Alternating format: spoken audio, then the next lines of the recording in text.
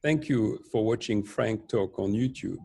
Please leave us a comment and don't forget to hit the subscribe button.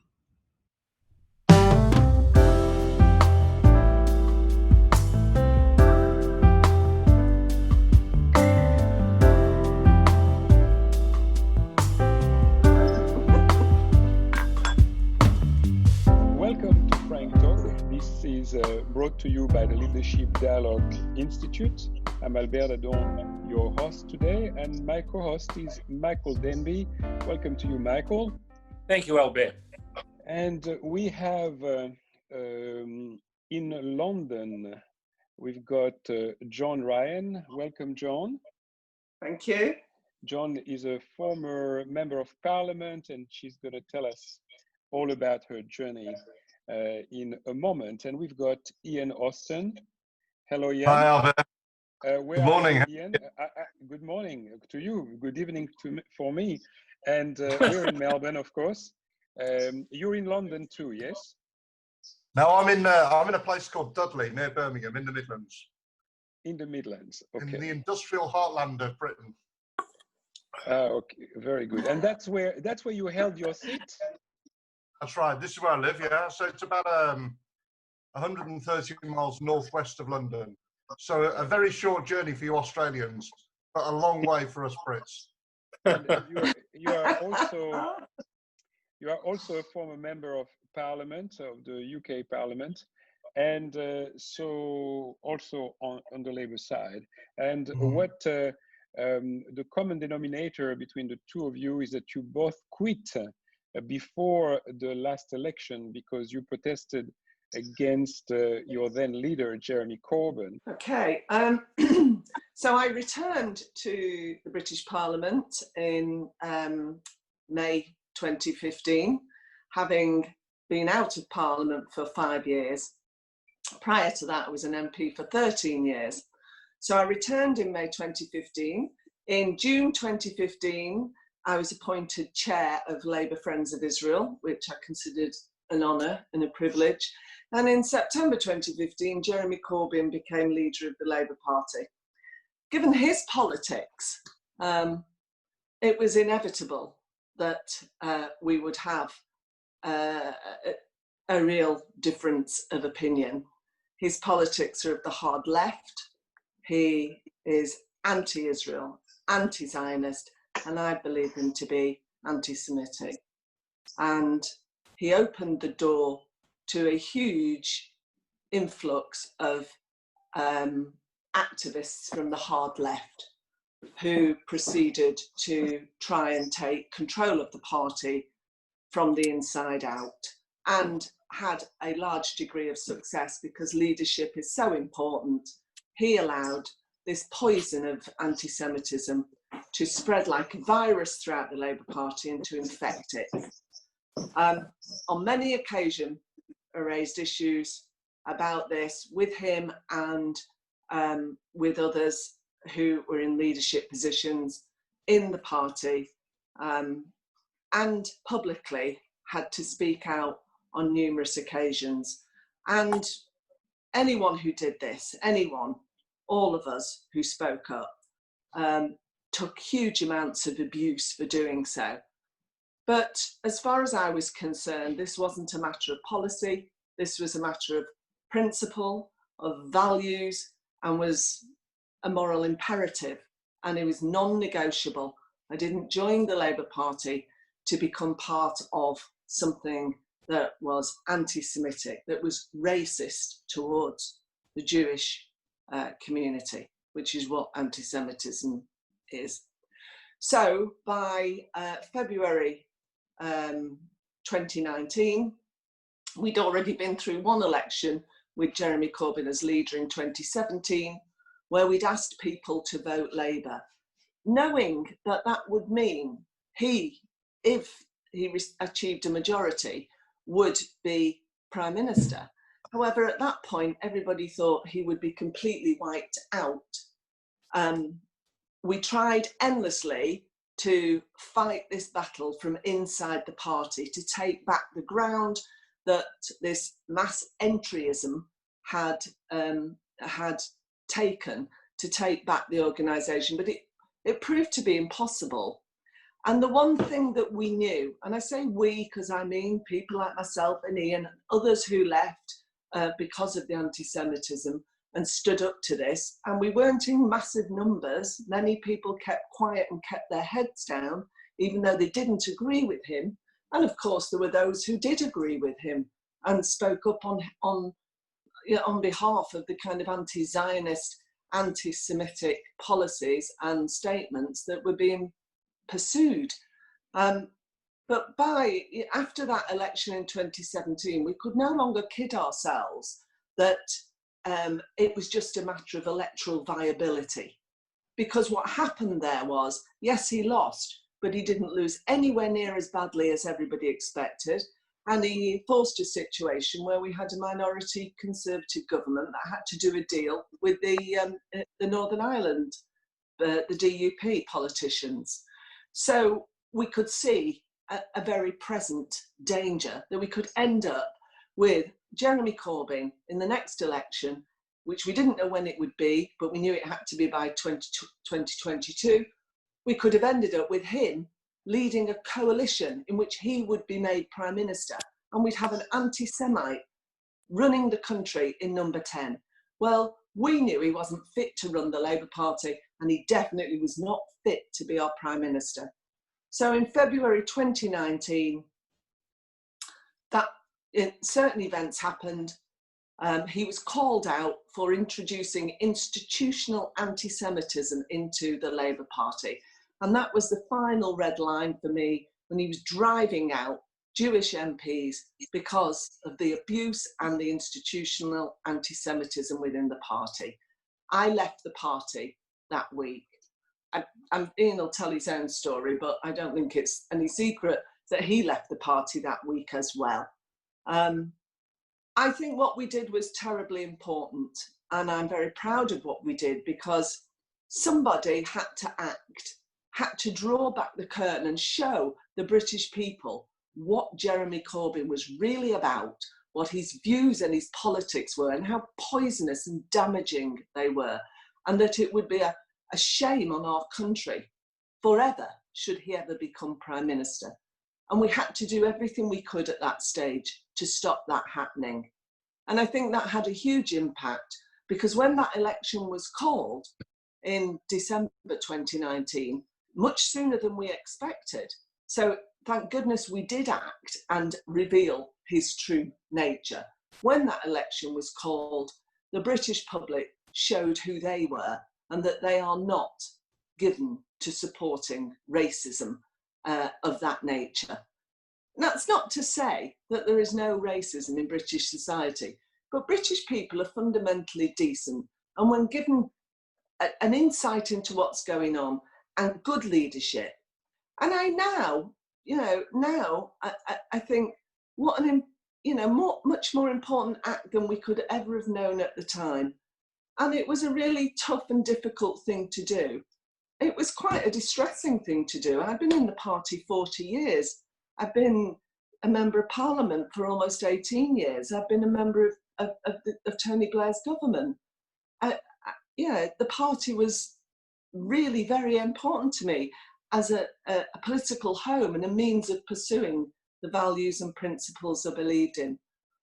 But it had changed from being that, and I didn't leave the Labour Party, it left me, and I felt I had no choice but to stand up and act. And I've never regretted it, never. So can we just, for a moment, revisit the time where Jeremy Corbyn became a leader? What were the circumstances that made him become a leader? And what was the mechanics in your party that enabled to have someone on the very left to take over? I think this is a really interesting, a really important point. What happened was that the hard left really had been sort of tolerated and ignored as a fringe element in the Labour Party for years. And the mainstream of the Labour Party had been complacent, hadn't taken these arguments on, hadn't really understood what was happening in sort of campaigns outside of Parliament and outside of the Labour Party. So Corbyn had spent 30 years working with, supporting all sorts of extremists, in some cases terrorists and anti-Semites. And then Ed Miliband, the previous leader, changed the voting system and enabled people from outside the Labour Party to pay £3 to vote in a leadership election. And that opened the door for every sort of, you know, all sorts of people from the far left to come into the Labour Party and to vote for Corbyn. And it's also true that I think the mistake as well that was made at this point was that people argued that Corbyn couldn't win an election, whereas I always felt it was very important to argue why he shouldn't win. And you can't just say, oh, this guy's unelectable. You've got to say why he shouldn't be elected, why his policies are wrong, why he's outside the mainstream traditions of the Labour Party. And the problem was that, as Joan said, he did better than had been expected in 2017. And that meant that all the people who'd said this guy can't win an election were suddenly left with no argument. Whereas what they needed to say is why he couldn't win, is why he shouldn't win, why he was wrong. What happened, though? I mean, it shouldn't have been a surprise to people, this. In 2015, I was writing articles about his long association with all sorts of extremists and anti-Semites. I wrote articles in papers about how he'd described Hamas and Hezbollah as his friends, how he'd worked with all sorts of people who had unacceptable views when it came to Jewish people and Israel. So I warned people about the election of Jeremy Corbyn and campaigned hard to prevent it happening and carried on campaigning from the minute he was elected. We never stopped doing this. We had a motion of no confidence in his leadership in 2016, where he was re-elected. And I felt then that people sort of gave up and sort of capitulated. Whereas I felt, you know, it's like a, you know, if you don't score 3 goals in the first 10 minutes of the football match, you don't sort of give up and go home. You carry on fighting right to the end. And I think that's what we should have done.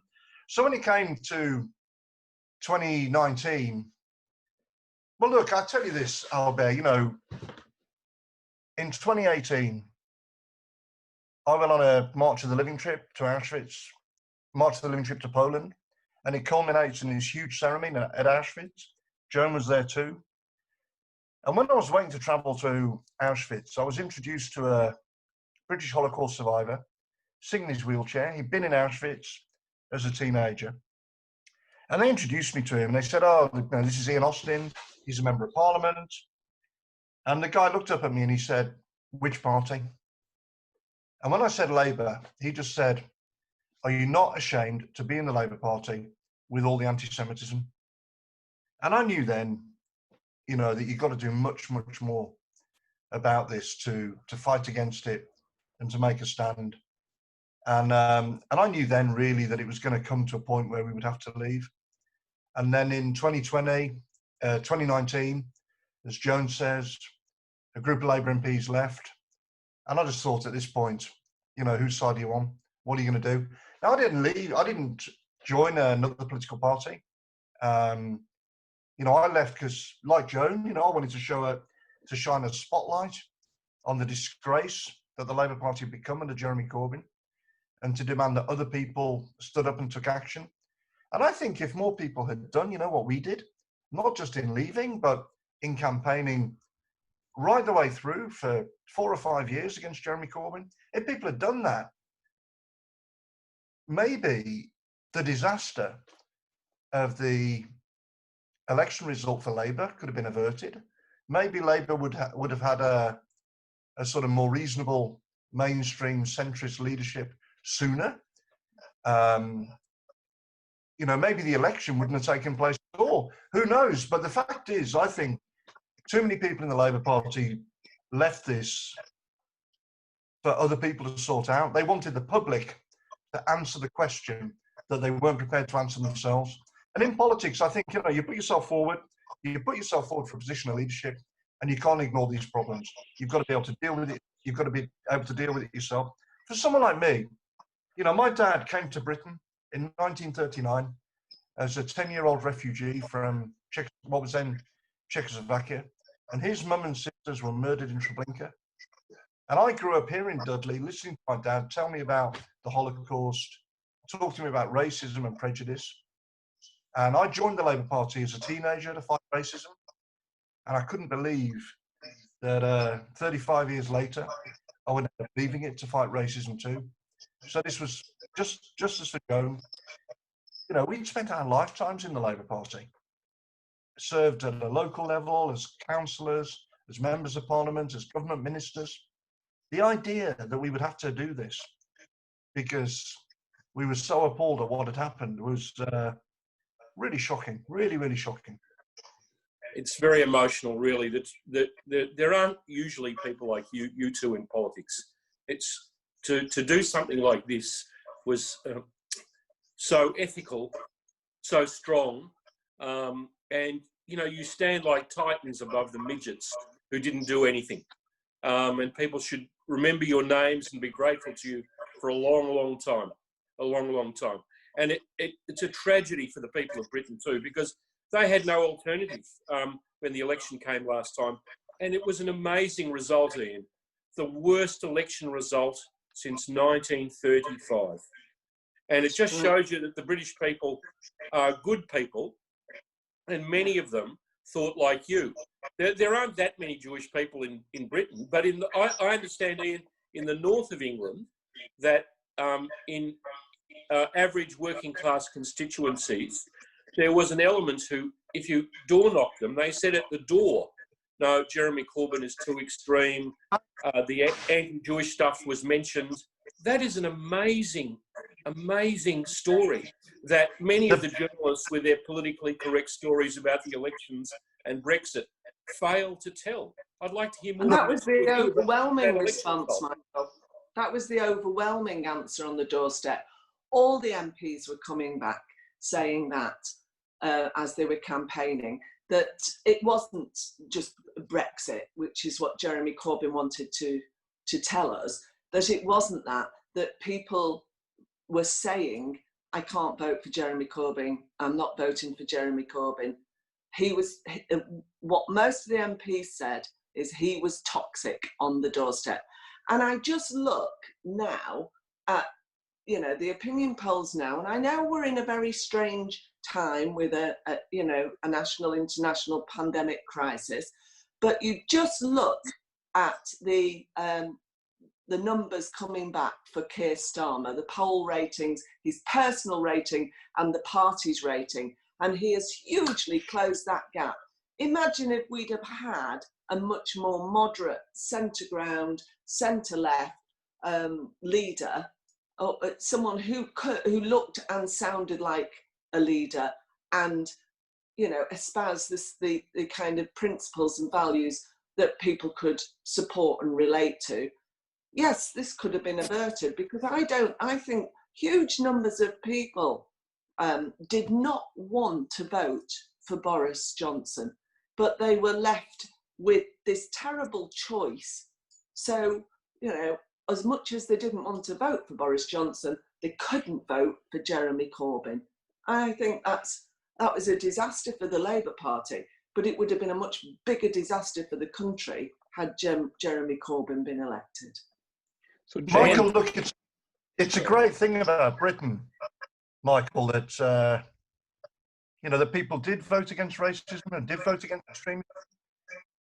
But what I would say about this, you know, is that I mean, even in a community like Dudley, where I represent, where there are no Jewish people at all. I mean, I used to joke that I got 100% of the Jewish vote, but it was only 5 people. And actually, and one of them was my dad. You know, that's you're in trouble if he's voting for you. Yeah, I know, but I think but even in Dudley, people would stop me in the street, in a restaurant, a cafe, a bar, you know, when I was at the dentist or the opticians, and they would talk to me about this issue. Now, partly, I mean, the opinion polls showed, I mean, look, Brexit was a massive issue. People, as Joan said, thought Corbyn was toxic. They couldn't imagine him as Prime Minister. They didn't think he was a patriot or that he loved this country. They didn't think he could be trusted in its defence. They thought that he supported the IRA during the Troubles. All of those things. They were right. They were right. But and oh, they were right about that. But I think it's fair to say that anti-Semitism was not, you know, the top level issue. It was definitely there. Now, the reason it was there for people in communities like Dudley who'd never met a Jewish person in their lives was because we'd spoken out. That's why. I think people in Dudley thought, well, I don't know much about this issue, but if Ian thinks it's an issue, he's been Labour all his life, it's got to be a problem. Now, I think, imagine if more people in the Labour Party had stood up and done what was right, we could have got rid of Corbyn much sooner, you know, and the country would not have been faced with a terrible decision that it was faced in, you know, that it had to take in December. I just felt in December, I mean, I went further than most people. I basically told people they've got to vote for Boris Johnson. I thought there's only two people who can become Prime Minister. It can't be Jeremy Corbyn. Now, that's a heartbreaking decision for a lifelong mainstream Labour person to have to make. But I think it was the right thing to do. Terrible that we were in this position. England owes you a lot, both of you. Joan, yet Jeremy Corbyn is still in Parliament. He's an ideologue, and he's got aims that have been defeated in his mind, probably temporary. And so what is happening there at the moment? And also about your base, the base that your former leader brought in, Ian told us they have to only pay £3 to be members of your party. So that base has not gone away. Yet they have voted for a much more moderate leader that will come to that in a second. They are still around too. So how do you explain that? And what is Jeremy Corbyn up to these days?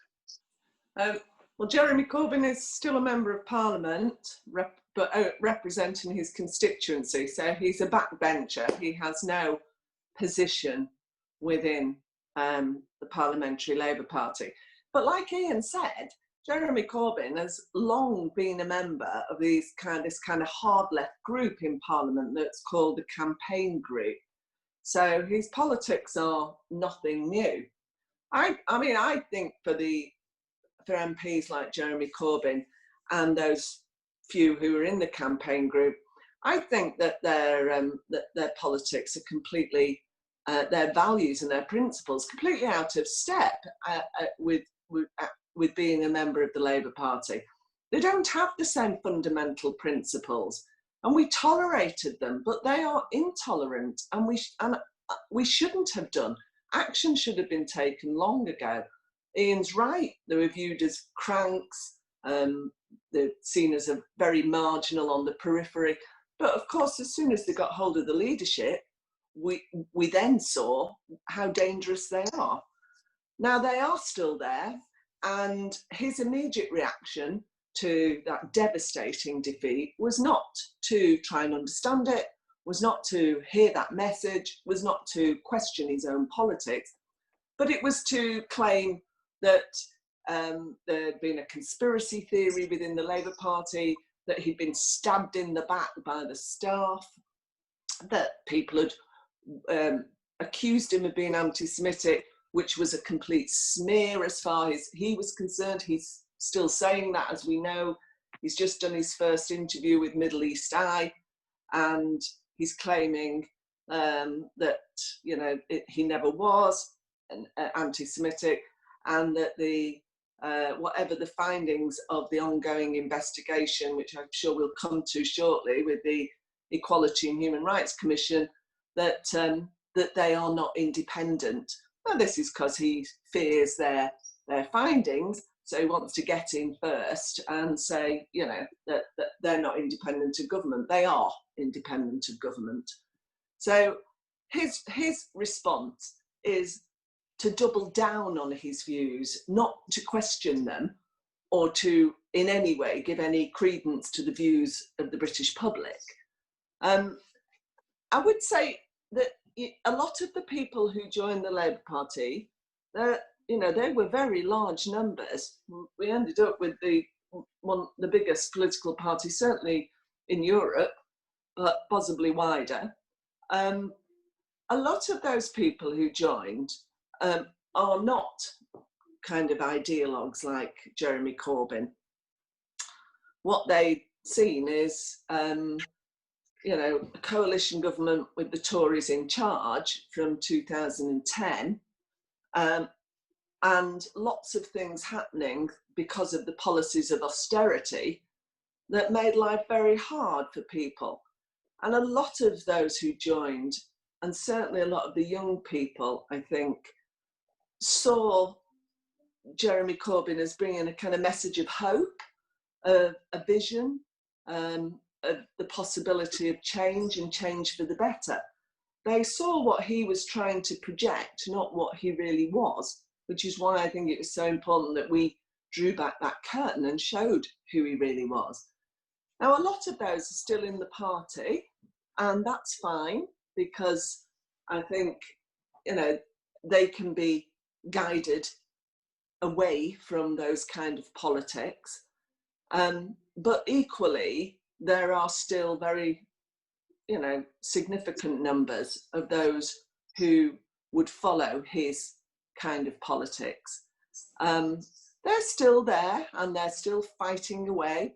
We just had 3 members of what was Luciana Berger's party, Luciana being a young, you know, Jewish MP, and she was driven out of the party. She suffered immense abuse. 6 people who've been abusing her, you know, she's been to court 6 times and they've been prosecuted.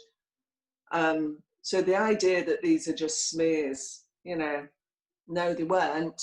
And it was activating these people into what was criminal behaviour. 3 members of her party have just been suspended. So action now is being taken, but that demonstrates these people are still there. And there's a long way to go. Just change, you know, getting rid of Jeremy Corbyn as leader and electing Keir, which does give hope that things can be different.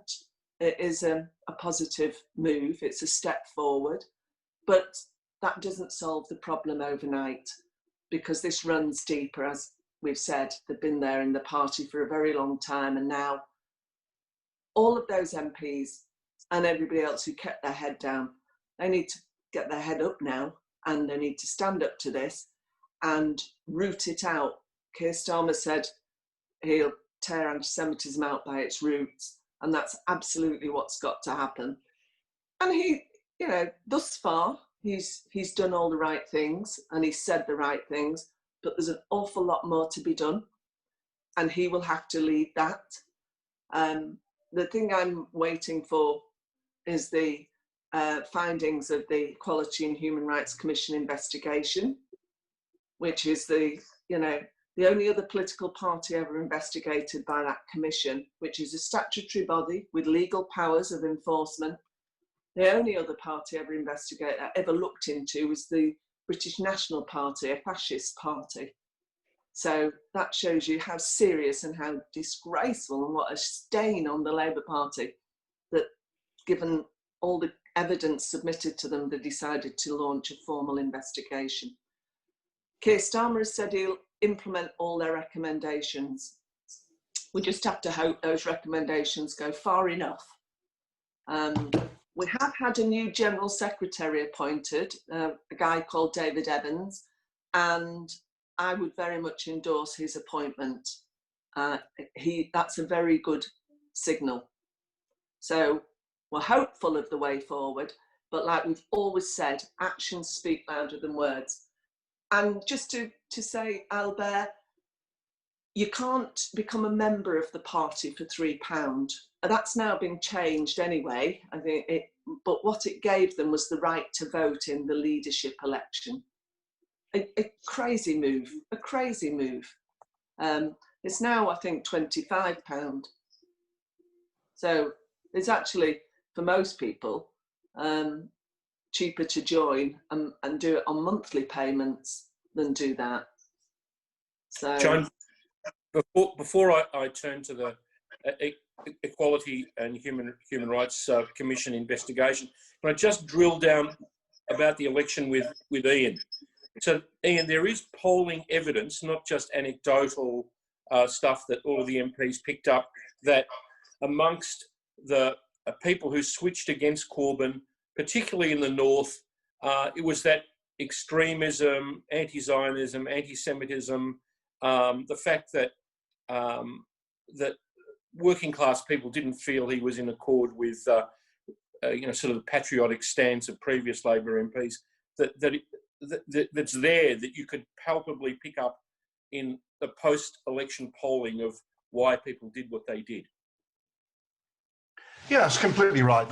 Look, Brexit was definitely a factor in these seats, but they felt that Corbyn was out of touch with their concerns, couldn't be trusted with Britain's defence, wouldn't listen to them on issues like immigration, had spent his entire time in politics supporting all sorts of extremists, in some cases terrorists. They felt, I mean, lots of older voters. I mean, for younger people, the Troubles in Ireland, the IRA, you know, its ancient history, lots of older voters felt very, very strongly about that. Traditional industrial working class supporters across the Midlands and the North. And Labour, some of the results, when you look at them, I mean, Dennis Skinner won his seat in Bolsover in 1997 by 27,000 votes. That was the majority. And that seat went to the Conservatives in December. Stoke-on-Trent now has 3 Conservative MPs. Here in the Black Country, Labour had 12 out of 13 seats in 1997 and 2001, 2005, right the way through until 2010. We had 12 out of 13. We've now got, I think, 3. I mean, these were devastating results. And it'll take, I think turning some of this stuff around is a massive challenge for the Labour Party. I think sort of what's happening is a cultural and demographic shift in British politics, and the Labour Party is becoming the party of the sort of inner cities and the university towns, and the sort of liberal-minded public sector left and university graduates, and the traditional industrial working class, you know, have been shifting to the Tories, did so in massive numbers in December, and winning them back is going to be, you know, a really big challenge. Just on Corbyn and the election, Michael, I mean, look, Joan's right about this. Corbyn thinks, when it comes to anti-Semitism in the Labour Party, Corbyn thinks he's the victim, you know, and they blame everybody for the election defeat apart from themselves. Brexit, the opinion polls, their opponents, their critics inside the Labour Party, the media. It's everybody's fault apart from Jeremy Corbyn. He's the victim. The worst thing about Jeremy Corbyn, I think, the really worst thing, and Joan touched on this, is all these young people, they join the Labour Party, they think he's this breath of fresh air, something different, a really virtuous guy. He's fought against racism all his life. He stands up for the underdog. So this stuff about him tolerating anti-Semitism, it can't be true. It's got to be a smear and a plot and a conspiracy. And all of a sudden, people in the Labour Party, young people who, under any other leader, would have been campaigning about homelessness or racism or, you know, other social issues, are all of a sudden obsessed with Israel. I mean, Israel becomes this huge obsession for people inside the Labour Party. And I think this is a really unforgivable thing. And they end up, because they think he's a good guy, they end up coming out with views and excuses for him that are unacceptable. And this is a really terrible thing, that under Corbyn's leadership, a whole load of young people and people who would otherwise have been completely reasonable have had their sort of minds poisoned. People who could never before, never met a Jewish person in their lives, and who could never before even have found Israel on a map, all of a sudden have become sort of obsessive experts on this issue. And that's really, I think, an unforgivable disgrace. Poisoning young people's minds. What can be worse than that? What can be worse than that? It wasn't reported in Australia, but a lot of the pushback against this was begun by Labor Party staff in your national headquarters, who had to report all of these endless outbursts of anti-Semitism, complaints from members and from members of Parliament, and it culminated in them all testifying to a great program of the BBC on Panorama. Now, I remember seeing that Panorama. Very strangely, our European correspondents, our London correspondents of Australia in Britain didn't report this. So it was a great mystery to people in Australia why Corbyn lost so badly. But anyone who'd been following British politics objectively understood that this was coming. But it led, the Panorama program, Joan and Ian, led to the Equality and Human Rights Commission investigation. That investigation took place through the elections. It's about to come out with some results. Is that right? Has Labor presented before it? Is it very costly? What kinds of things can they recommend? Will Jeremy Corbyn and others be recommended for investigation by legal authorities, further investigation? Well, it's due to report imminently. The Labour Party gets sent it a month before its publication. Prior to that, there's a process called maximalisation, where it is sent to people for a week or two who face criticism, so they can respond to the draft. Then it gets sent to the Labour Party.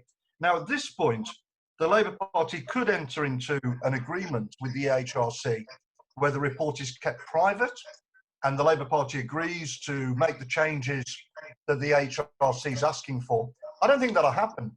I think the Labour Party will publish this. Keir Starmer has said that he'll implement its recommendations.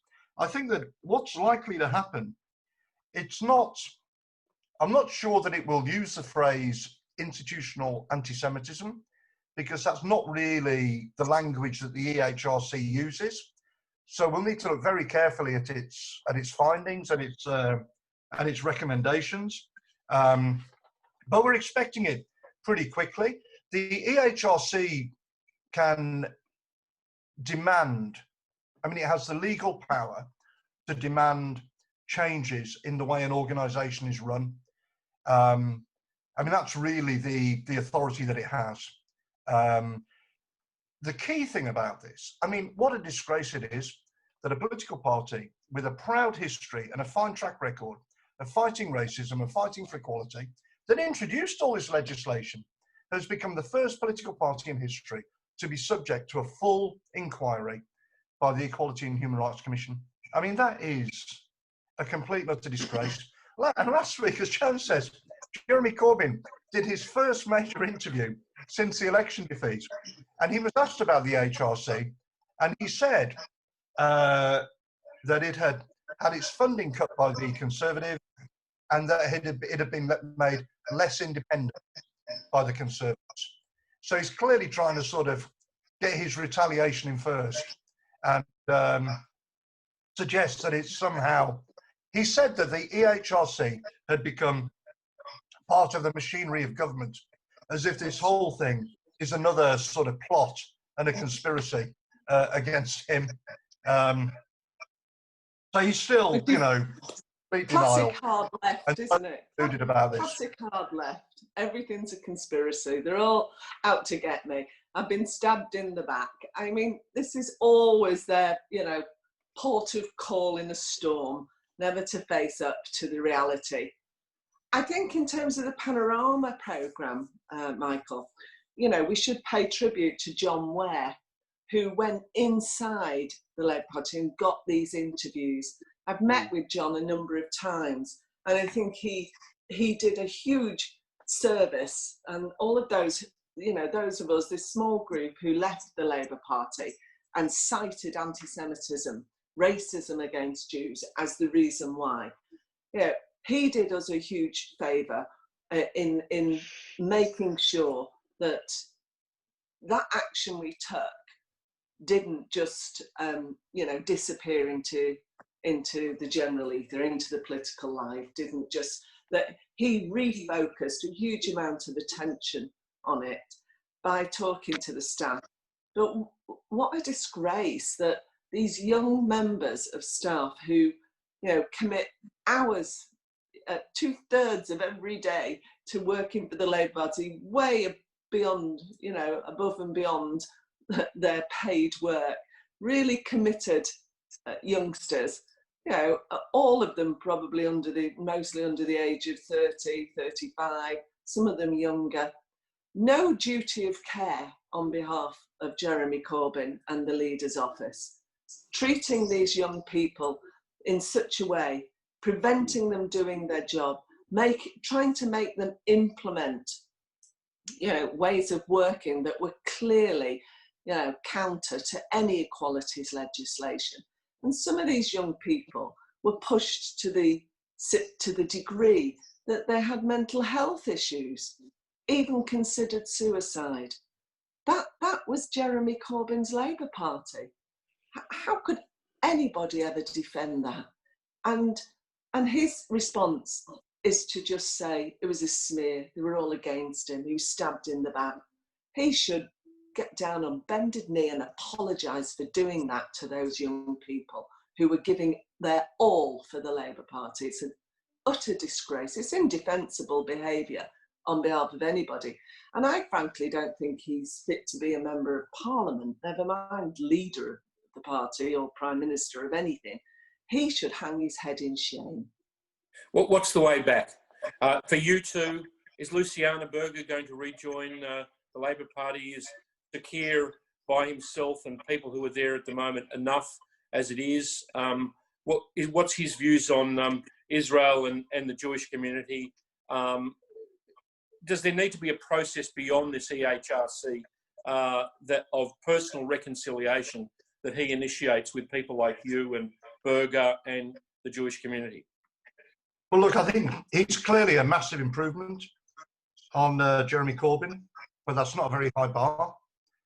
He's clearly not an anti-Semite, and it's good, you know, that he apologised on day one to the Jewish community, and he's met the Jewish community leadership, and as Joan said, he's started to kick some of these people out. But it's early days, you know, and he's going to be judged on action, not on words. And look, for me, I've not joined another political party. I regard myself as Labour, even though I said vote for Boris at the election. Millions of lifelong Labour voters voted for Boris, you know, just like I did. I think what I want to see is really serious cultural change in the Labour Party, coming back to the mainstream in a really serious way, taking these people on, not accommodating them, not talking about unity with the hard left, but really taking them on, repudiating them. I don't think anybody should want, as Joan has said, unity with Jeremy Corbyn. I think you've got to say why he's wrong. I think as well, I mean, let's be honest about this, you know. Here, as I say, look, he's a big improvement on Jeremy Corbyn, but he was criticised for not speaking out more when Corbyn was the leader. He praised Corbyn's radicalism. He said he backed him 100%. He was campaigning to make him Prime Minister. I think if more people had, had done what we did and stood up about this sooner, then the disaster might have been averted. He's also, the PLP, the Parliamentary Labour Party, has changed as a result of Corbyn's leadership. He's appointed as official spokespeople some people who've been accused of saying things which are unacceptable, which have been anti-Semitic. Look, you know, things are changing, but I think there's a long way to go. A long way to go. Joan? Well, like Ian, I think it is a real step forward. I think of those who were on the final ballot paper, he was the best of what was there. I think he did make a very good start. He made what sounded to me like a genuine and profound apology to the Jewish community, and so he should. That was a first step. Obviously, you know, he's making his mark now. He's putting his stamp on the party because he has managed to get his choice of General Secretary appointed, which is something Ed Miliband never managed to do.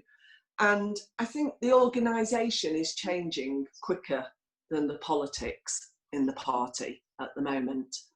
But I think that is really important, because one of the things we kept saying was, this is different from when we faced problems from the hard left in the 1980s, because never did they get control of the organisation of the party. So taking back the organisation is really important. And they've just appointed a very, very good woman who I would have endless amounts of time for as the interim director of the London Labour Party. And London is one of the biggest memberships in the country. What's her name? What's her name? Amy Fode, F-O-D-E, and she is wonderful, absolutely wonderful. If I was asked who would I have appointed, with any choice, it would have been her. So that's a very good move. David Evans, the General Secretary, is a good move. Now, suspending those 3 members in Wavertree for their anti-Semitism, very good move. I think the real test will be when a Labour MP, and it will happen, I'm sure, because some of the Labour MPs we've got hold the same politics as him, and some of them are new and even more extreme, if that's possible. And someone will say or do something that is completely unacceptable. And that will be the test. What will he do with a Labour MP? Will he withdraw the whip? Because that will be a difficult one. In the meantime, yes, the EHRC investigation, I mean, they're no longer taking submissions. As Ian said, we're waiting for those findings. And if it is just about organisational change, it won't be enough. He's got to go further. He's got to do more. And he's got to do that through his leadership. Other people are not, as we've seen, they won't speak out without that leadership. I mean, there's a reason leadership is so important. And, you know, there's a reason why only a few people are really good leaders. Now, he has the opportunity, and Ian's right, he didn't take it when Jeremy Corbyn was leader. But that was then. I think he's a good and decent man. He now has the opportunity to prove that he is the leader that the Labour Party needs, and to really nail his colours to the mast through his actions, not just his words, as events happen. But he also needs to lead that culture change by working with his team, Lisa Nandy, the new Shadow Foreign Secretary, Wayne David, the Shadow Minister of State, and they need to rebalance their Middle East policy. Labour's Middle East policy has been woeful. As Ian said, it's been obsessed, absolutely obsessed with Israel. And I think Tony Blair made a very important speech last week about the importance, the game-changing importance of the relationship between Israel and the Gulf states. And it is time now that the Labour Party looked at rebalance. I think there's an organisation called We Believe in Israel who are campaigning to see the end of UNRWA. and a change there, and especially this ridiculous policy about the hereditary nature of refugee status, which has, gone from something like 740,000 refugees to I don't know, 5.5 million Palestinian refugees. No other refugee population in the world it has this kind of hereditary nature of it. It's absolutely unsustainable. It does the Palestinian people no good whatsoever. All this anti-Israel campaigning on behalf of Corbyn and the hard left has never benefited one single Palestinian person, not one.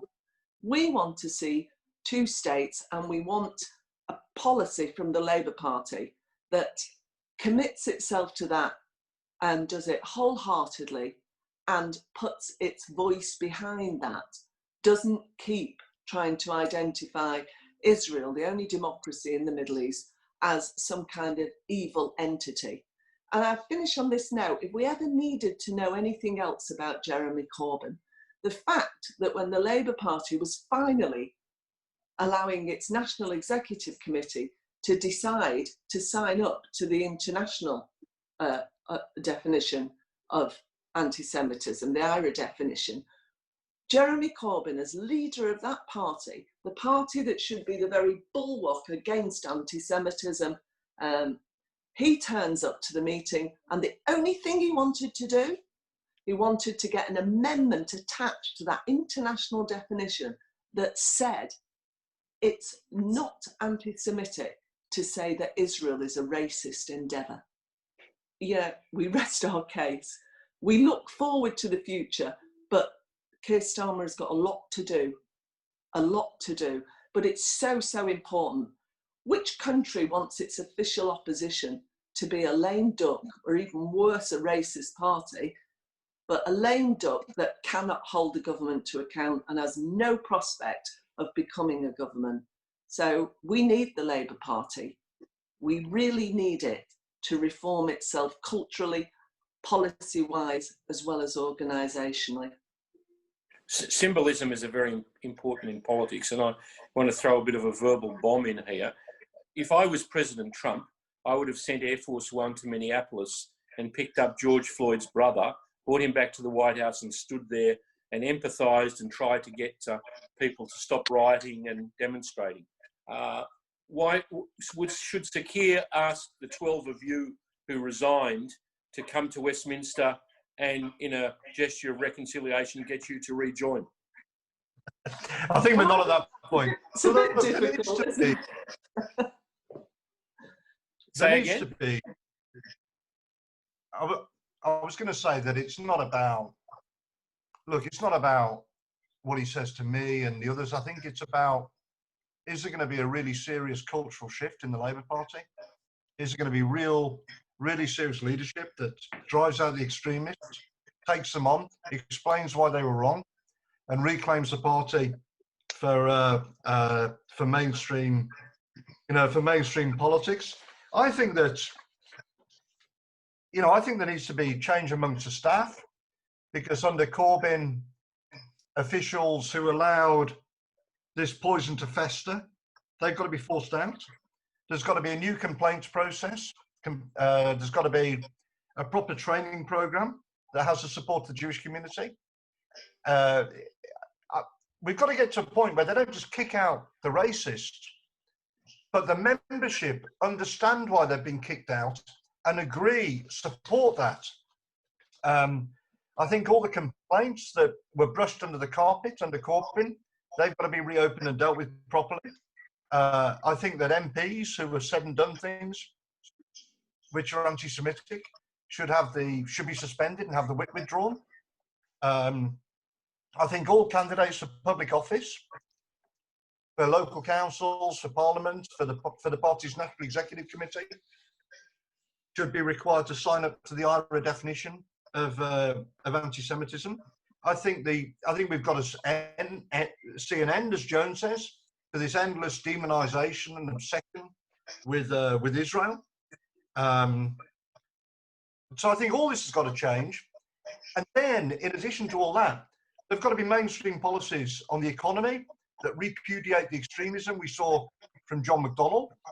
And we've got to see proper policies on security and foreign policy that get Labour back to the mainstream.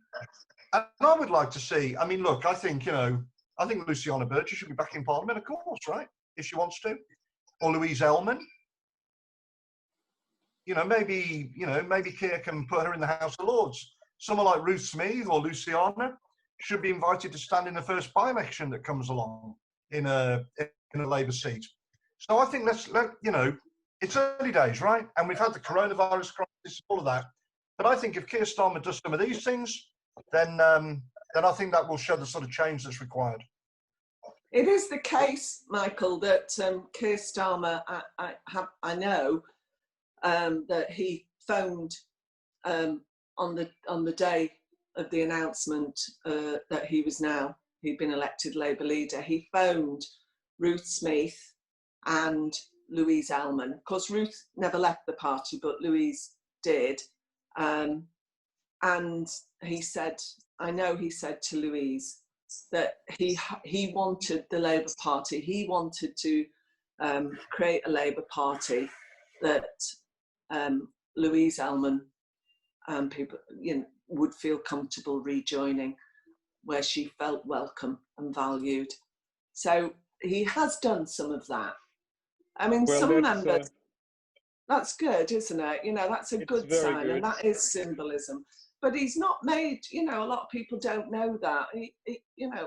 That's quite good as well, in a way that, he knows that's a phone call, and he knows actions speak louder than words. I don't want to kind of set hurdles for him. I'm happy to roll up my sleeves and support, but I think we need to see a little bit more yet. It's too soon to think about going back, which I would do, but I want to see the HRC report and what that says and what he does. Sensible. But yeah, and that's going to come soon. So I don't rule it out, and we'll see what happens. But I'm not the test now. John and Ian and Michael, it was fascinating. We've got so many more questions that we would have liked to ask, but it will be for another time. Your account was fascinating. I thank you. Both Michael and I were touched. I'm sure that many people will be very touched by this story. And it has always been a privilege to have you as part of our dialogue. And that will continue in the future, whether or not you rejoin the Labour Party. Thank you very much, Albert. Thank you. Albert, can I just say before they go, I think both of them are too modest. They're giants in political history for what they did and for the election result that they caused. Hold on. Michael. You can't, honestly. It's too much. Okay. Right. Well, I'm entitled to my opinion. I want to thank that's what I think of you, really. I think that think of you like that. The last thing I want to say is we were just discussing with our Australian friends the Magnitsky human rights legislation, which you introduced into the British Parliament, and you'll be very pleased to know that your good actions in that area are going to lead to a result in Australia. Fantastic. Well, that's great news. But look, thank you, Michael. And thanks for, look, it's so kind of you to say all this, but in the end, what are you in politics for, right? You've got to stand up, you've got to be true to your values, and you've got to do what's right. That's why we're in politics. But look, Albert, I want to thank you for everything you do, the international leadership you give, the way you bring people together from Australia, the UK and Israel. It's really important. I've learned so much from our conversations over the years. So all power to you, and let's keep this going. Thank you very much indeed. Thank you for watching Frank Talk on YouTube. Please leave us a comment and don't forget to hit the subscribe button.